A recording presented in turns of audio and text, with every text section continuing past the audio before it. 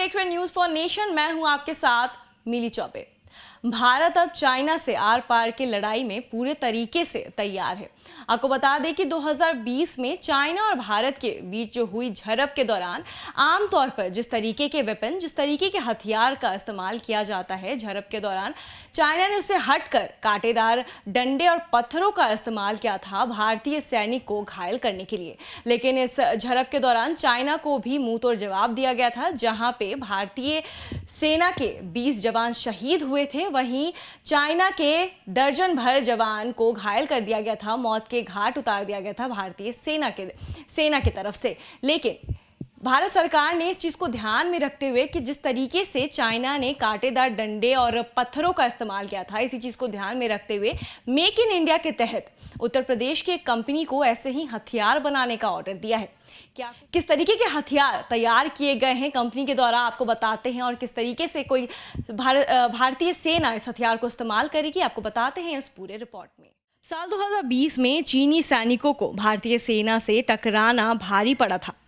एक तरफ जहां 20 की संख्या में भारतीय जवान शहीद हुए थे, तो वहीं 2 दर्जन से ज्यादा चीनी सैनिकों भी लहूलुहान हुए थे। इस हमले में चीनी सेना ने हमारे खिलाफ कांटेदार डंडों का और पत्थरों का इस्तेमाल किया था। चीन की सेना पैंगोंग झील के पास भारतीय सैनिकों का सामना करने के लिए हाथों में लाठी, डंडे, कांटेदार तार और पत्थर लेकर आई थी। अब साल 2021 में उत्तर प्रदेश की एक फर्म एप्स्ट्रॉन प्राइवेट लिमिटेड के सुरक्षा बलों के लिए पारंपरिक भारतीय हथियार के प्रेरित गैर घातक हथियार विकसित किए गए हैं। गौरतलब है कि बीते गलवान झड़प में चीन द्वारा हमारे सैनिकों के खिलाफ तार वाली लाठी, टेसर का इस्तेमाल करने के बाद सुरक्षा बलों ने इस फर्म को गैर घातक हथियार विकसित करने के लिए कहा था, जिसके निर्देश अनुसार फर्म ने वज्र, त्रिशूल, भद्र, तंड, सेपर पंच जैसे हथियार बनाए हैं।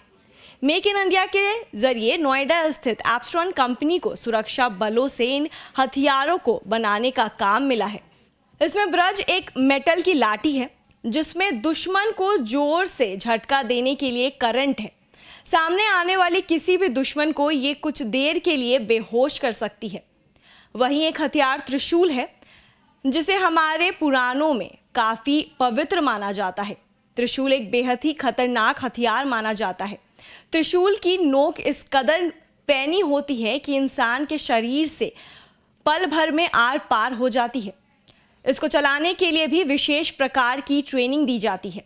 अगर इस त्रिशूल में करंट बहने लगे तो ये और भी घातक हो जाता है। साथ ही सेपर पंच यानी कि बिजली वाली ग्लव्स है, जो दुश्मन पर पंच मारने में काम आती है। ये करीब 8 घंटे तक बिजली से चार्ज रह सकता है। ये वाटरप्रूफ या 0 से 30 के तापमान में काम कर सकता है।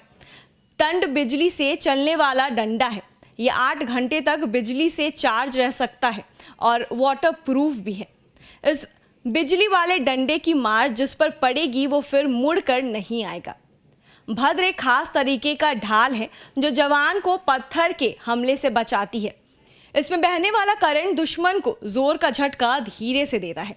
अभी के माहौल में जहां पे गोली बारूद इस्तेमाल किया जाता है लड़ाई और झड़प के दौरान, वहीं भारत सरकार सेना के लिए पारंपरिक हथियारों का इस्तेमाल करने के लिए पारंपरिक हथियार बनवाया गया है। उसको और मॉड्यूल करके सेना की सुरक्षा के लिए भारत सरकार ने सेना को पारंपरिक हथियार सौंपा है।